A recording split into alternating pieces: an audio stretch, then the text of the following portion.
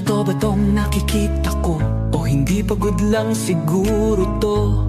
Bakit binabarikadahan, sinisigawan ng dating pinunong bayan ng isang taong kamukha nung sa parisan? Syudad nila na minsang aktibo sa karahasan, ngayong malinis at progresibo kaysa sa ilan. Sigaw nila siya na ang mamuno, para mga durugista ay tumino. Dating pinupuri, tinitingala, nagbigay dangal sa lahi. Pag may lumalapit, abot tenga ang ngiti. Mahal ko ang Pilipinas, di ako papapi. Ipinanganak ako sa bayang mapagtimpi. Ipaglalaban ko ang kalayaan kahit ako'y masawi. Sisikatin ang araw, muli tayo magsasamang nakamiti.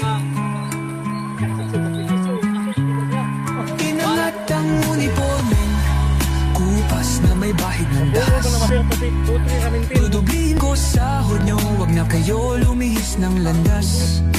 Hulihin nyo mga gumagawa ng masama, kahit pangalan ko nakataya. Akong bahala sa kaso nyo, basta kayo ang nasa tama. Pero ano ang isinukli? Bakit kayo nagpunyagi? Pinakain nyo sa mga estranghero ang 80 na lolo'y parang may mali. Pagkatapos angat ang inyong moral na dating mabababa. Grabe ang isinukli, parang dumukot ng tae.